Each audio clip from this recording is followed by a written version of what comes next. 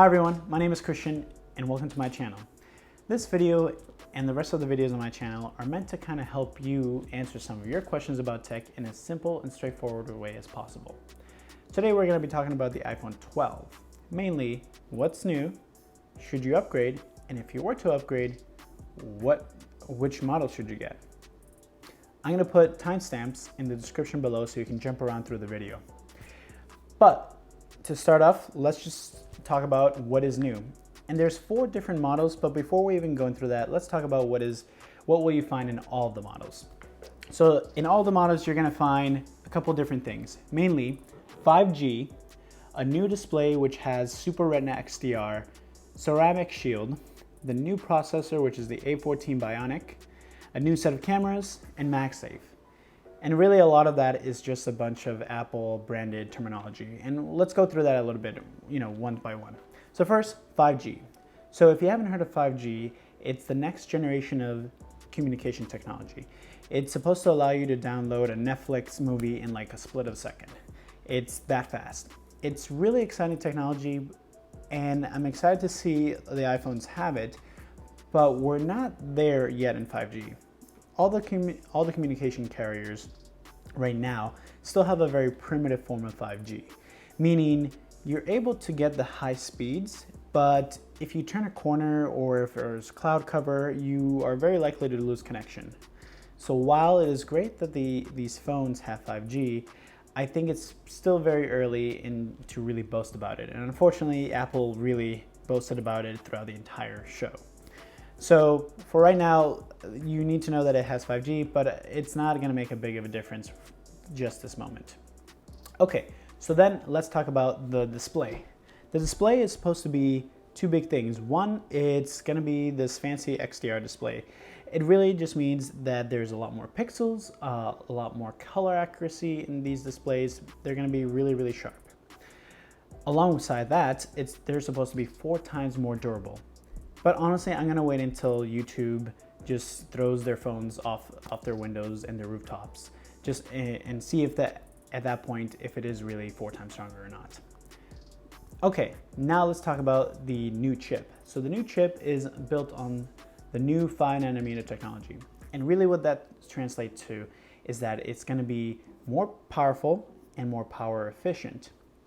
But if for your everyday tasks like checking email, going on Facebook, Instagram, watching YouTube videos, it's not going to be much of a difference from whatever phone you're having right now. Even if you have like an iPhone 8, you won't really notice a difference if you're from those everyday tasks. Really, this chip is going to be really utilized for like hard computational tasks like intense photo editing and intense video production. Okay, the next thing is the cameras. So the cameras on all the iPhone 12s are pretty impressive. Mainly what you're gonna notice is with the iPhone 12, you're gonna be able to get better low light capabilities. So you're gonna be able to get better portraits at night, and they're even boasting that you can take better selfies at night without a flash. And finally, MagSafe. MagSafe is Apple's new way to kind of charge your phone. This is an Apple Watch charger, and essentially what Apple did is they're going to make a charger just like this, and it's going to allow you to connect straight onto your phone, and that will be a new way you can charge your phone. You can still charge via the Lightning port, but this is just supposed to be a magnetic way to charge your phone. Pretty cool, but personally I don't think it really will. It makes a big difference. Okay, so that's what you'll find in all the phones. So now let's talk about what are all the different 4 models. So starting with the very cheapest model, the iPhone 12 mini. This one starts at $699 and it's the smallest of the bunch, and I actually really like the form factor. It's meant to be easily held in your hand, and currently this is the iPhone XS, XS. And I like it, but I always felt like it was a little bit big. The new iPhone 12 mini is supposed to be just a little bit smaller than this, so I'm pretty excited about that. Then you got the iPhone 12, which is the exact same thing as the 12 mini, but it's just a little bit bigger, and that's about it. Then you got the iPhone 12 Pro. And the big difference between the Pros and the other ones are the cameras.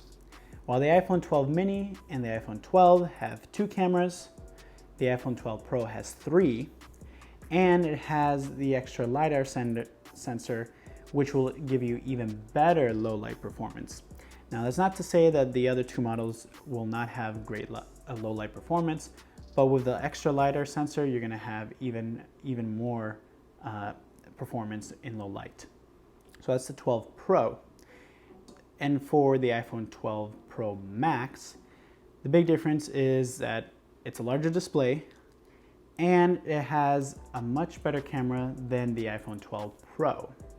So if you are wanting to get like the best camera of the bunch, the iPhone 12 Pro Max has the best cameras, including a feature that has in-body image stabilization. Okay, so those are the 4 different models. So let's talk about, should you upgrade? Well, it really depends on your uses of your phone and from what phone you're coming from. If you are a more casual user, meaning if the main task that you do on a day-to-day basis is, again, check email, watch YouTube, check Instagram, Snapchat, Facebook, whatever, if those are your main things, you probably won't need the iPhone 12. You could be better off with the iPhone 11, which now they're actually selling at $100 less. But if you want like a really nice, a newer display, kind of better low light capabilities, you know, the iPhone 12 would not be a bad deal. But for, like I said, for the more casual users, you might not notice a huge need to get the newest phone. What about if you are kind of what if you love to take pictures and video? The iPhone 12 is great. Like I said, the cameras are amazing. But unless you are a very hardcore photographer and a hardcore videographer, you won't really need the full power of the 12. I mean, I have the iPhone XS, and I still love the photos and video that come out of this thing. So my thought is that you will really just need this phone if you are looking for this to be like your primary like hardcore photographer or videographer camera. Finally, if you were to upgrade, which model should you get? Similarly, if you want kind of a really small phone, the iPhone 12 mini is actually the smallest phone being offered right now. So that will be great for this form factor. And if you are someone that wants to get really deep into video and really hardcore editing, like I said, the iPhone 12 Pro Max is probably your best bet. For me personally, I might be sticking with my current phone. It does what I need. I'm more of that casual user, like I said. I do a lot of photo editing and video editing, but I have a dedicated camera for that. I am enticed by the 12 mini because it is smaller than what I have, and like I said, I really like that small form factor. But I think for the most part, I will be happy with this. Okay, so hopefully that answers some of your questions. If you have any more, please put down in the comments below. If you like this video, please give it a thumbs up. And if you want to see more, please hit subscribe. I will chat with you guys later, and thank you for watching.